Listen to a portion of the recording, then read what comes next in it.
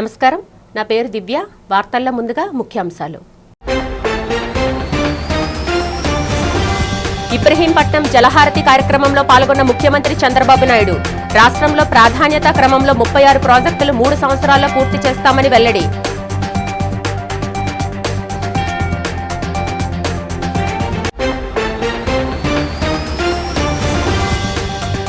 మాజీ మంత్రి ముద్రగడ పద్మనాభం మరణం వైసీపీ పార్టీకి తీరని లోటన్న విశాఖ జిల్లా వైఎస్ఆర్సీపీ అధ్యక్షుడు కేకే రాజు.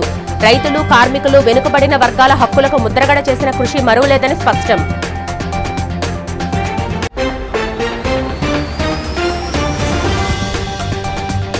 జగన్ విశాఖ పర్యటన, మత్స్యకారుల పరామర్శపై ఘాటుగా స్పందించిన రాష్ట్ర మంత్రి కింజరపు అచ్చెన్నాయుడు. మత్స్యకారుల సంక్షేమం కోసం మాట్లాడే హక్కు జగన్కి లేదని ఎద్దేవా.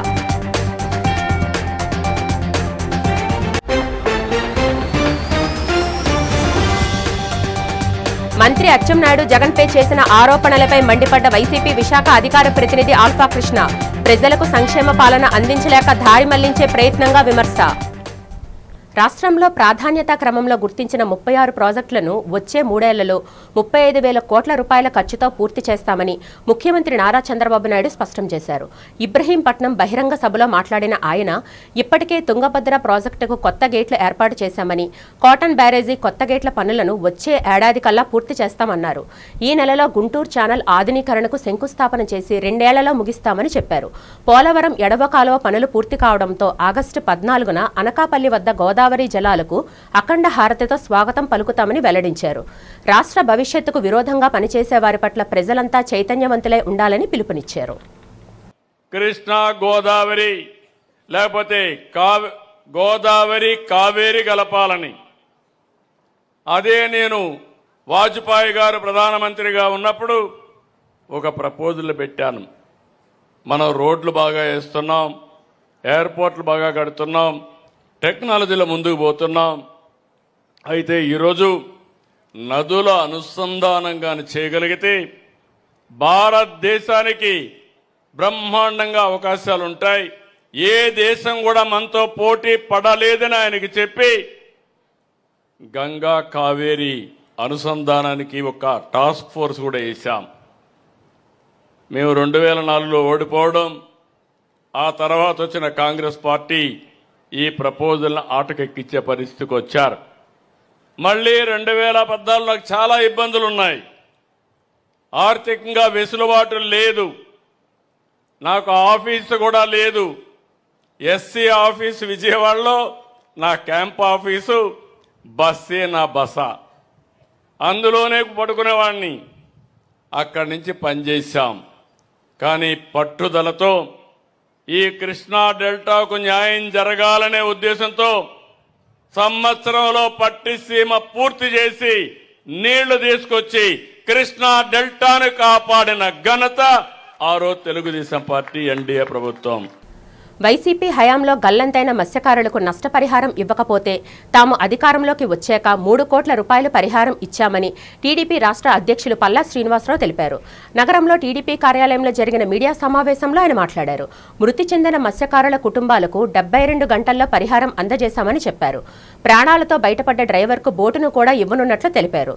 తమ ప్రభుత్వం మత్స్యకారుల సంక్షేమానికి కట్టుబడి ఉందని పునరుద్ఘాటించారు. ఎమ్మెల్యే వెలగపూడి రామకృష్ణబాబు, టీడీపీ జిల్లా అధ్యక్షులు చోడే వెంకట పట్టాభిరామ్ మాట్లాడుతూ ఇప్పటి వరకు తమ ప్రభుత్వం 63 మంది మత్స్యకారులకు నష్టపరిహారం ఇచ్చిందన్నారు. తమ ప్రభుత్వం 50% రాయితీతో ఇంజన్ బోట్లు ఇచ్చిన విషయాన్ని గుర్తు చేశారు. మీడియా సమావేశంలో NTR Vaidya Seva trust chairman Seetamraju Sudhakar, VMRDA chairman Pranav Gopal, Byreddy Pothanareddy, Lodagala Krishna తదితరులు పాల్గొన్నారు. గల్లంతైనటువంటి 6 కుటుంబాలని పరామర్శించడానికి వచ్చి అలాగే ఎవరైతే ఒకరు ఇంజ్యూర్ అయ్యి ఉన్నారో, దెబ్బలు తగిలిందో వాళ్ళని పరామర్శించడానికి వచ్చారని చెప్పేసి లేనిపోయినటువంటి ఆరోపణలు ప్రభుత్వం మీద చేయడం జరిగింది. అయితే మేము వాటిలన్నీ కూడా తీవ్రంగా ఖండిస్తున్నాం. ముందుగా ఎవరైతే సముద్రంలో వేటకెళ్ళి గల్లంతయ్యారో ఆ మత్స్యకారు కుటుంబాలకి మా ప్రగాఢమైనటువంటి సానుభూతిని ప్రకటిస్తూ, అలాగే మేము వారికి అన్ని వేళ అండదండలుగా ఉన్నాం.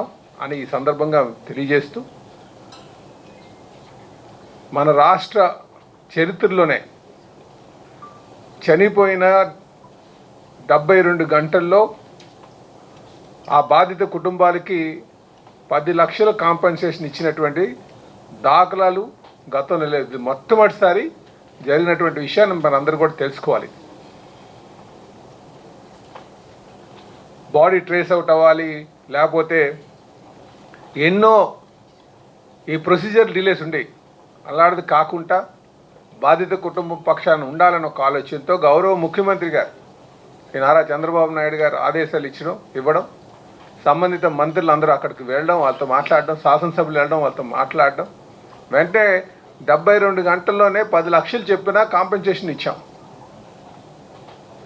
మేము జగన్మోహన్ రెడ్డి గారికి ఒకటే అడుగుతున్నాం, మీరు ఇక్కడికి వచ్చి వెళ్ళారు, ముందు ఇక్కడి నుంచి వెళ్ళే ముందు మీరు చెప్పాల్సినటువంటి కొన్ని సమాధానాలు ఉన్నాయి. అసలు మీ హయాంలో చనిపోయినటువంటి మత్స్యకారులకి ఎంతమందికి ఇచ్చారు? మీరు ఆ ఫిషరీస్ డిపార్ట్మెంట్లో ఉన్నటువంటి డబ్బుల్ని మీరు డైవర్ట్ చేశారా లేదా? ఈ రెండింటికి మీరు సమాధానం చెప్పాలి. తుఫాన్లో దెబ్బతిన్నటువంటి బోట్లకి మీరు డబ్బులు ఇచ్చారా?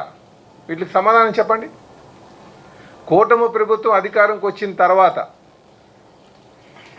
సుమారు 116 మందికి గాను 63 మందికి కాంపెన్సేషన్ ఇచ్చింది కూటమి ప్రభుత్వం ఇచ్చింది. చంద్రబాబు నాయుడు గారు ఒక ఆదేశాలతో ఇచ్చారు.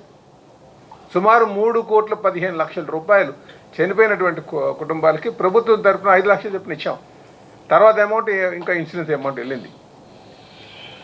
ఇది కాకుండా వాళ్ళు పెట్టినటువంటి బకాయిలు ఏవైతే ఉన్నాయో సుమారు 50-60 కోట్ల బకాయిలు అన్నీ కూడా కూటమి ప్రభుత్వం వచ్చిన తర్వాత క్లియర్ చేయడం జరిగింది. ఇవన్నీ వీటికి సమాధానం చెప్పకుండా లేనిపోయినటువంటి ఆరోపణలు చేసి ప్రభుత్వం సకాలంలో స్పందించలేదని ఇలాంటి మాటలు చెప్పేసి న్యాయము, ధర్మము, మానవత్వం కోసం మాట్లాడుతున్నారు. మరీ విడ్డూరంగా న్యాయం కోసం, ధర్మం కోసం, మానవత్వం కోసం మాట్లాడేటువంటి పరిస్థితి వచ్చింది అక్కడ. గజపతి నగరంలో పలు రైళ్లు నిలుపుదల మరియు రిజర్వేషన్ సౌకర్యం కల్పించాలని Visakhapatnam divisional railway manager Lalit బొహ్రాతో రాష్ట్ర మంత్రి కొండపల్లి శ్రీనివాస్ చర్చించారు. బుధవారం విశాఖపట్నంలో డీఆర్ఎం కార్యాలయంలో లలిత్ బొహ్రా గారిని మర్యాదపూర్వకంగా కలిశారు. ఈ సందర్భంగా మంత్రి కొండపల్లి శ్రీనివాస్ లలిత బొహ్రా గారి దృష్టికి రాయగడ పాసెంజర్ రైలును గరుడుబెల్లి జంక్షన్లో ఆపాలని, అలప్పి బొకారా ఎక్స్ప్రెస్, విశాఖపట్నం పోర్బా, భువనేశ్వర్ క్వారాపూర్ సమత ఎక్స్ప్రెస్లను గజపతి నగరంలో నిలుపుదల చేసేలా చర్యలు చేపట్టాలని కోరడం జరిగింది. అలాగే విశాఖ ఎక్స్ప్రెస్కు గజపతి నగరం రైల్వే స్టేషన్లో రిజర్వేషన్ వెసులుబాటు కల్పించాలన్నారు. వీటితో పాటు ప్రతి వారం బెనారస్ వెళ్లే ఎక్స్ప్రెస్ రైలుకు 150 మందికి పైగా ప్రయాణికులు కాశీ ప్రయాణం కోసం వెళ్తున్నారని, వీరంతా విజయనగరం రైల్వే స్టేషన్కు రావాల్సి వస్తుందని, కనుక ఈ రైలు కూడా గజపతి నగరంలో నిలుపుదల చేసేలా అనుమతులు మంజూరు చేయాలని రైల్వే ప్రయాణికుల తరఫున కోరినట్లు మంత్రి కొండపల్లి శ్రీనివాస్ గారు తెలిపారు. వీటన్నిటికీ డీఆర్ఎం లలిత్ బొహ్రా సానుకూలంగా స్పందించినట్లు మంత్రి కొండపల్లి శ్రీనివాస్ తెలిపారు. పోలవరం ప్రాజెక్టు నిర్మాణ ప్రాంతంలో కేంద్రం మట్టి పదార్థాల పరిశోధన సంస్థ బృందం పరీక్షలు నిర్వహించింది. ఈ పరీక్షలు మరో 2 రోజుల పాటు కొనసాగనున్నాయి. ఈ బృందంలో సిఎస్ఎంఆర్ఎస్లోని మట్టి, వివిధ పదార్థాల పరీక్షల నిపుణులు హరేంద్ర ప్రకాష్, అవినాష్ ఆనంద్ శ్రీవాత్సవ, గౌరవ్ పాండ్యా, విజయ్ ప్రతాప్ సింగ్ ఉన్నారు. వీరు ఎర్తకం రాక్ ఫీల్డ్ డ్యాంలో మట్టి, ఇసుకల నాణ్యతను పరీక్షించారు. ఈసీఆర్ఎఫ్లో బంకమట్టి, కొద్దిగా ఇసుక కలిపినట్లుగా ఉండే మట్టిని వినియోగిస్తున్నారు. ఒక్కో దొంతరకు ఒక్కో మట్టిని నిపుణుల సూచన మేరకు వినియోగిస్తున్నారు. ప్రతి దొంతరకు వినియోగించే మట్టి, ఇసుక, రాళ్ల నాణ్యతను పరీక్షించాల్సిందిగా పోలవరం ప్రాజెక్ట్ అథారిటీ సిఎస్ఎంఆర్ఎస్ నిపుణుల్ని కోరింది. వారు ప్రతి నెల పోలవరం ప్రాజెక్టు ప్రాంతానికి వచ్చి పరీక్షలు నిర్వహిస్తున్నారు.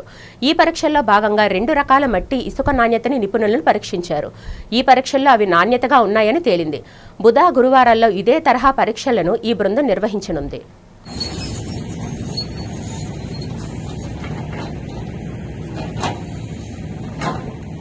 మాజీ మంత్రి ముద్రగడ పద్మనాభం మరణం ప్రజా ఉద్యమాలకు తీరని లోటు అని వైసీపీ విశాఖ జిల్లా అధ్యక్షులు కేకే రాజు అన్నారు. వైసీపీ జిల్లా కార్యాలయంలో ముద్రగడ పద్మనాభం సంతాప సభ జరిగింది. వైసీపీ నేతలు ముద్రగడ చిత్రపటానికి పూలమాలలు వేసి శ్రద్ధాంజలి ఘటించారు. ఈ సందర్భంగా కేకే రాజు మాట్లాడుతూ రైతులు, కార్మికులు, వెనుకబడిన వర్గాల హక్కుల కోసం ముద్రగడ పోరాడిన తీరును వివరించారు. కాపు ఉద్యమ నాయకుడిగా ఆ సామాజిక వర్గానికి రాజకీయ, సామాజిక న్యాయం చేసేందుకు ముద్రగడ చేసిన పోరాటాలు చిరస్మరణీయమన్నారు. రాజకీయంగా ఎన్నో పదవులు అనుభవించిన, నిరంతరం పేద ప్రజల గురించి ఆలోచించిన గొప్ప రాజకీయ నేత ముద్రగడ అని కేకే రాజు తెలిపారు. ముద్రగడ కుటుంబ సభ్యులకు తన ప్రగాఢ సానుభూతిని వ్యక్తం చేశారు. ఈ కార్యక్రమంలో వైసీపీ నేతలు మొల్లి అప్పారావు, జాన్ వెస్లీ, కర్రి రామారావు, విజయ్ చంద్ర, సనపల రవీంద్ర, రెయ్యి వెంకటరమణ, కుమార్ జైన్, దమయంతి, రవిరెడ్డి తదితరులు పాల్గొన్నారు. ఉమ్మడి ఆంధ్రప్రదేశ్ రాష్ట్ర 2 పర్యాయాల మంత్రిగా,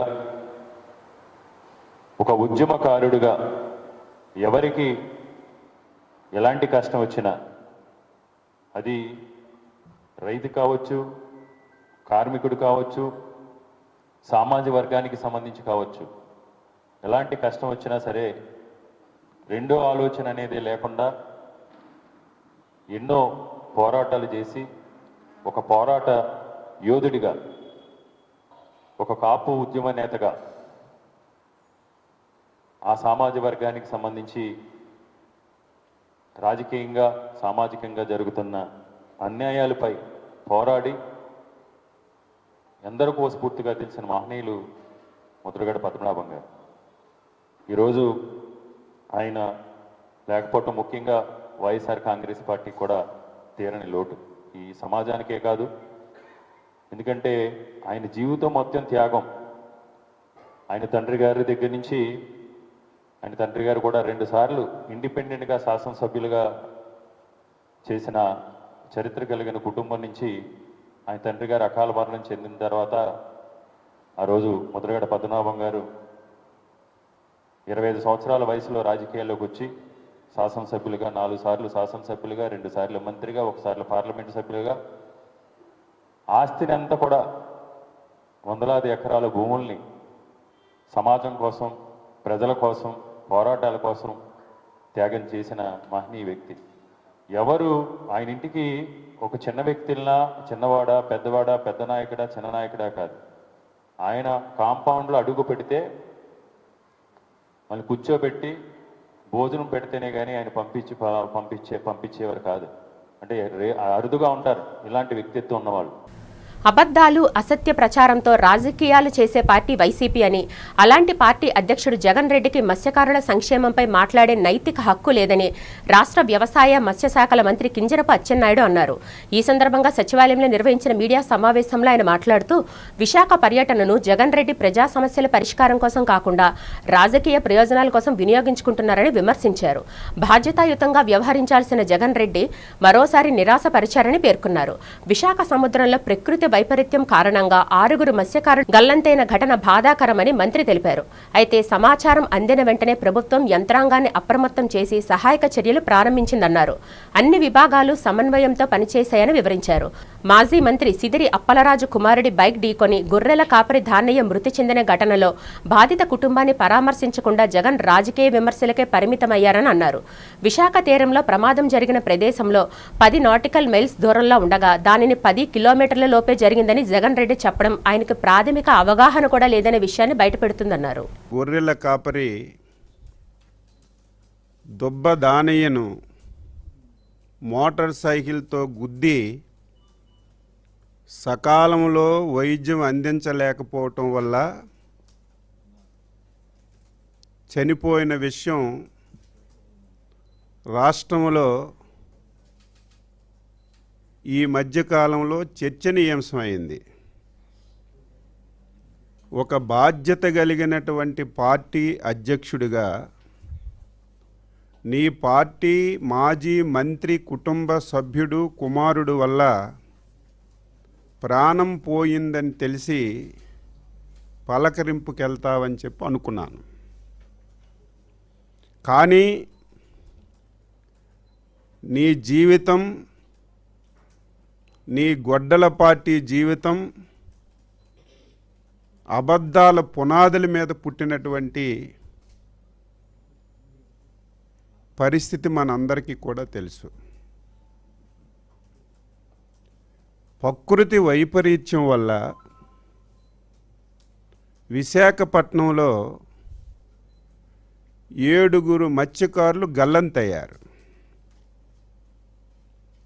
ఒక బాధ్యత కలిగినటువంటి ప్రభుత్వంగా ప్రకృతి వైపరీత్యాలు మన చేతిలో లేవు. ప్రకృతి వైపరీత్యాలు వచ్చేటప్పుడు వెంటనే స్పందించి ప్రజల ప్రాణాలను కాపాడుతున్నటువంటి చరిత్ర కలిగినటువంటి చంద్రబాబు నాయుడు గారు ఇమీడియట్గా స్పందించారు. ప్రభుత్వం ఇమీడియట్గా స్పందించింది. కానీ టెక్నికల్ ప్రాబ్లమ్స్ వల్ల వాళ్ళు ఏ ప్రాంతంలో బోటు మునిగిపోయిందో తెలియనటువంటి పరిస్థితిలో మనం కాపాడుకోలేనటువంటి విషయం కూడా ప్రతి ఒక్కరికి కూడా తెలుసు. పాలకొండలో శ్రీ కోటదుర్గ అమ్మవారి దేవస్థానంలో పర్యావరణ పరిరక్షణ ఆధ్యాత్మికను జోడిస్తూ శ్రీ వనదుర్గ బంతి చామంతి మహోత్సవం అత్యంత వైభవంగా ప్రారంభమైంది. పార్వతీపురం మన్యం జిల్లా collector doctor N Prabhakar Reddy, స్థానిక శాసన సభ్యులు నిమ్మక జయకృష్ణతో కలిసి ఈ వినూత్న కార్యక్రమాన్ని ప్రారంభించారు. ఆలయ ప్రాంగణంలో బంతి, చామంతి వంటి పుష్ప మొక్కల నడుమ అమ్మవారిని నవదుర్గ స్వరూపంగా ప్రతిష్ఠించి ప్రత్యేక పూజలు నిర్వహిస్తున్నారు. ఈ సందర్భంగా కలెక్టర్ మాట్లాడుతూ ప్రకృతిని ఆరాధించే భారతీయ సంస్కృతిని బలపరిచేలా ఈ ఉత్సవాన్ని రూపొందించామని, పర్యావరణాన్ని కాపాడినప్పుడే నిజమైన దైవత్వం సాకారం అవుతుందని పేర్కొన్నారు. ఇందులో భాగంగా ఆలయానికి వచ్చే ప్రతి భక్తుడు ఒక మొక్క లేదా నారు తీసుకురావాలని పిలుపునిచ్చారు. అలాగే పూజలు నిర్వహించిన మొక్కలనే భక్తులకు తిరిగి ప్రసాదంగా పంపిణీ చేస్తూ సమాజంలో పర్యావరణ చైతన్యాన్ని పెంపొందిస్తున్నారు.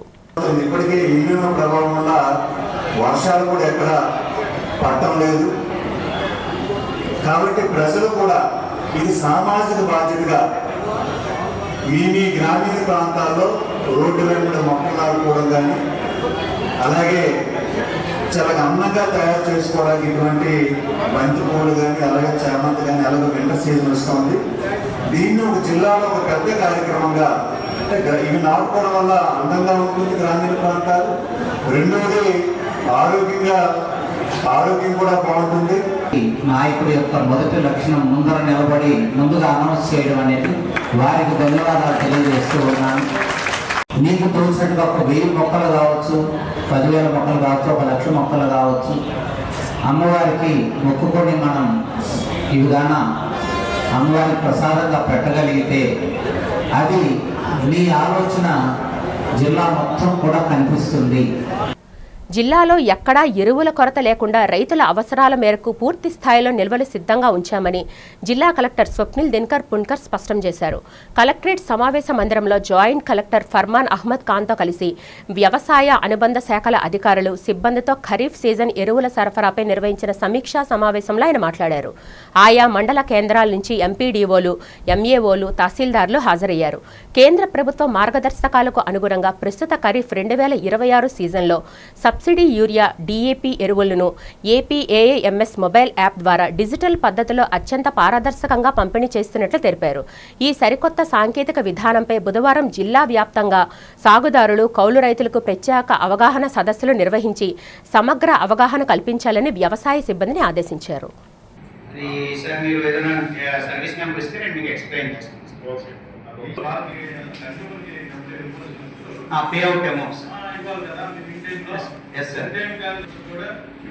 పేమెంట్ ఇచ్చేసామని పేమెంట్ చేసాము, కన్యూ చేస్తే అప్పుడు చేయలేదు, చేస్తాము అని చెప్పి తర్వాత రాష్ట్ర మంత్రి కింజరపు అచ్చెన్నాయుడు చేసిన వ్యాఖ్యలపై వైఎస్ఆర్ కాంగ్రెస్ పార్టీ విశాఖ జిల్లా అధికార ప్రతినిధి బిఎన్ కృష్ణ మండిపడ్డారు. నగరంలో వైసీపీ జిల్లా కార్యాలయంలో జరిగిన మీడియా సమావేశంలో ఆయన మాట్లాడారు. మంత్రి అచ్చెన్నాయుడు వ్యాఖ్యలు ప్రజల దృష్టిని అసలు సమస్యలపై నుంచి మళ్లించే ప్రయత్నమని ఎద్దేవా చేశారు. బోటు ప్రమాద బాధిత మత్స్యకార కుటుంబాలను ఆదుకోవడంలో ప్రభుత్వ వైఫల్యాలను కప్పుపుచ్చుకునేందుకు విపక్షంపై దాడికి దిగడం దురదృష్టకరమన్నారు. తమ పార్టీ అధినేత జగన్ సంధించిన ప్రశ్నలకు కూటమి నేతలు సమాధానం చెప్పలేకపోయారన్నారు. ఏ వర్గానికి ప్రభుత్వానికి అన్యాయం జరిగినా తమ పార్టీ వారికి అండగా నిలబడి వారికి న్యాయం జరిగేలా పోరాడుతుందని బిఎస్ కృష్ణ తెలిపారు. బాధ్యత ప్రజల కోసం ఎంతటి పోరాటానికైనా తమ పార్టీ వెనుకాడదని స్పష్టం చేశారు. అధికార పక్షం అవినీతి అక్రమాలను తమ పార్టీ ప్రజల్లోకి తీసుకువెళ్తుందని చెప్పారు. వారి ఆత్మకు శాంతి కలగాలని, వారికి ప్రగాఢ విశ్వాసం, సానుభూతి తెలియజేస్తా ఉన్నా. నిన్న మా ప్రీతమ నేత వైఎస్ఆర్ కాంగ్రెస్ పార్టీ అధ్యక్షులు జగన్మోహన్ రెడ్డి గారు విశాఖ పర్యటనకు రావడం, ఎవరైతే మరణించిన మత్స్యకారుల సోదరులు ఉన్నారో వారి కుటుంబాలని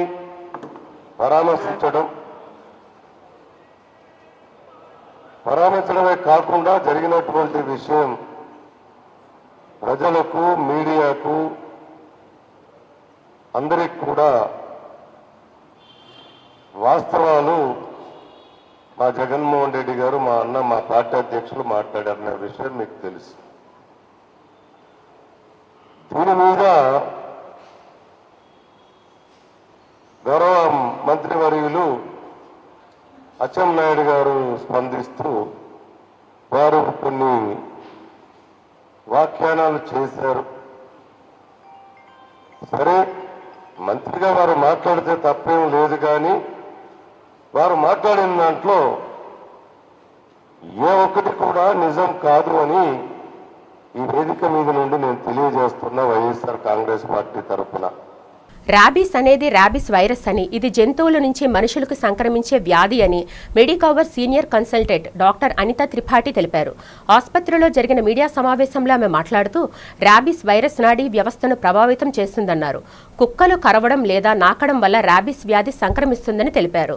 గబ్బిలాలు, తోడేళ్లు, కోతులు, ఎలుకలు, ముంగీసులు కూడా ర్యాబీస్ను వ్యాప్తి చేస్తాయని హెచ్చరించారు. దేశంలో ప్రతి ఏటా సుమారు 20,000 ర్యాబీస్ కేసులు నమోదవుతున్నాయని తెలిపారు. ఈ వ్యాధి 100% నివారించగలిగే వ్యాధి అని, అయితే కొన్నిసార్లు ప్రాణాంతకంగా మారే ప్రమాదం ఉందని చెప్పారు. రోగి కుక్క కరిచిన వెంటనే జాప్యం చేయకుండా ప్రథమ చికిత్స చేసుకుని వైద్యులను సంప్రదించి వైద్య సేవలు పొందాలని సూచించారు. కుక్క కరిచిన వెంటనే సబ్బు నీటితో 10 నుంచి 15 నిమిషాల పాటు శుభ్రం చేసుకోవాలన్నారు. వైద్య సేవలు పొందడంలో నిర్లక్ష్యం చేస్తే కుక్క కాటుకు గురైన వ్యక్తి ర్యాబీస్ వ్యాధికి గురవుతారని అనిత త్రిపాఠి తెలిపారు. ర్యాబీస్ వ్యాధి బారిన పడకుండా వైద్య సేవలు పొందాలని కోరారు. Today I will be speaking in brief regarding rabies vaccination, what should be done urgently, because we see so many cases of dog bites and rabies. And frankly speaking, rabies is such a disease that is 100% preventable, but it is 100% fatal. If somebody gets rabies, you cannot escape from the disease. Death is imminent. So, it is all in our hands. Rabies is a zoonotic disease. That is, it is transmitted from animals to human beings. Not through blood, it is transmitted through bites, through licks, and through one animal to the other also. It's not only dogs. Of course, more than 90%, 99% cases of rabies is transmitted through dog bite. But other mammalian bites also, rodents, monkeys, rabbits, hares, wolves, rats, and another thing is bats. Even if you are exposed going to caves where there are bats inside, always it is better to get a pre-exposure prophylaxis.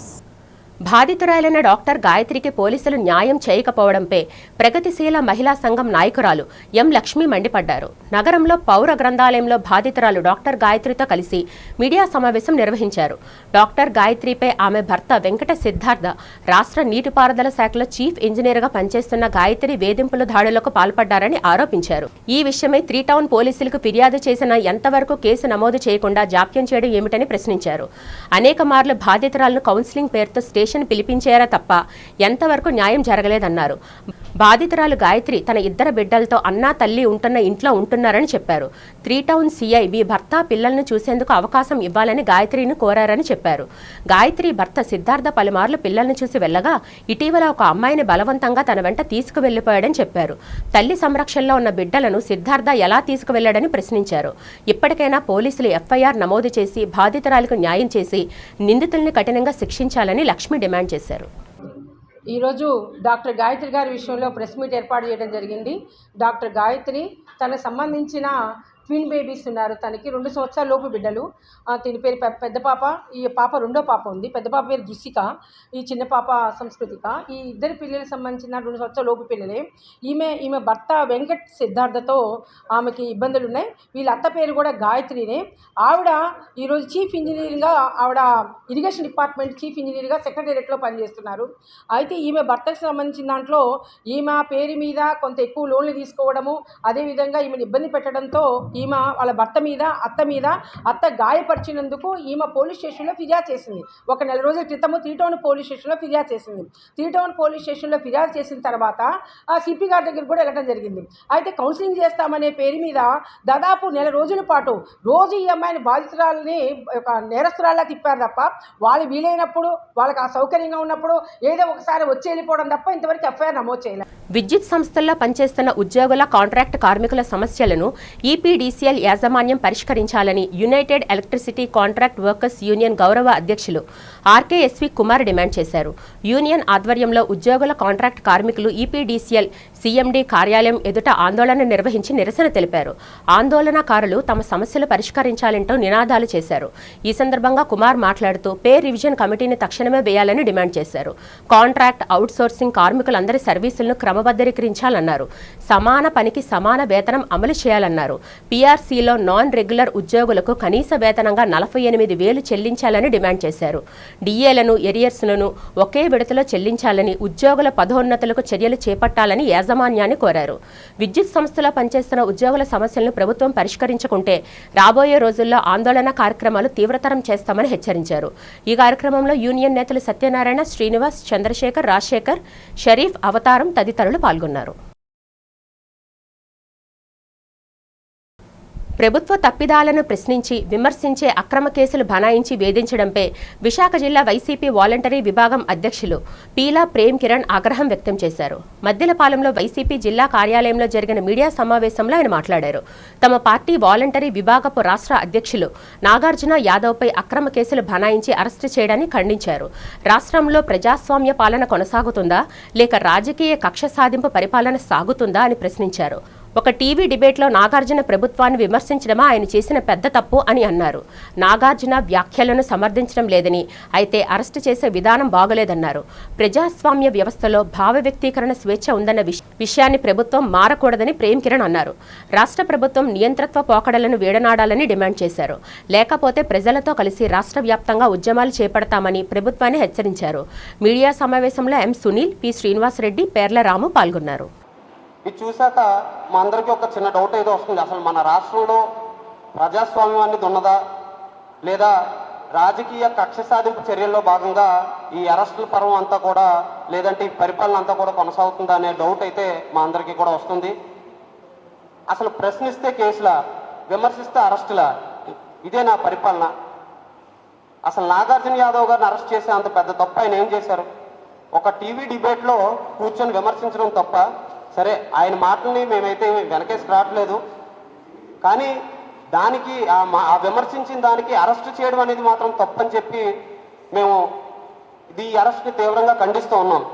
అసలు ప్రజాస్వామ్యంలో భావ స్వేచ్ఛ ప్రకటన అనేది ఒకటి ఉంటుంది. ఈ పాలకులు ఏమైనా దాన్ని మర్చిపోయారా? అంటే ప్రశ్నించే హక్కు, విమర్శించే హక్కు ఎవరికీ లేదా?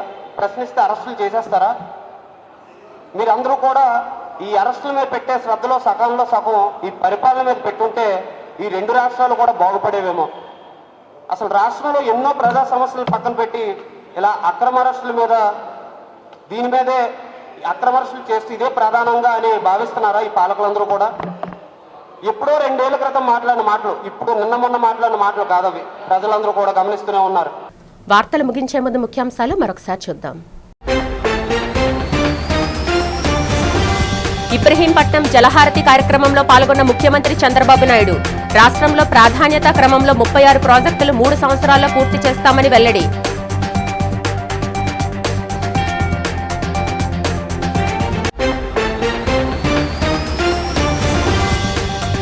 మాజీ మంత్రి ముద్రగడ పద్మనాభం మరణం వైసీపీ పార్టీకి తీరని లోటన్న విశాఖ జిల్లా వైఎస్ఆర్సీపీ అధ్యక్షుడు కేకే రాజు. రైతులు, కార్మికులు, వెనుకబడిన వర్గాల హక్కులకు ముద్రగడ చేసిన కృషి మరువలేదని స్పష్టం.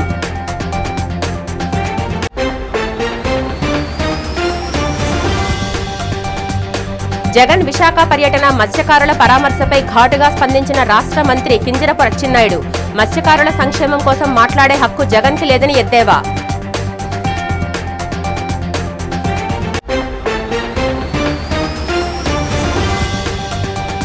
మంత్రి అచ్చెన్నాయుడు జగన్పై చేసిన ఆరోపణలపై మండిపడ్డ వైసీపీ విశాఖ అధికార ప్రతినిధి ఆల్ఫా కృష్ణ. ప్రజలకు సంక్షేమ పాలన అందించలేక దారి మళ్లించే ప్రయత్నంగా విమర్శ. ఈ వార్తలు ఇంతటితో సమాప్తం. నమస్కారం.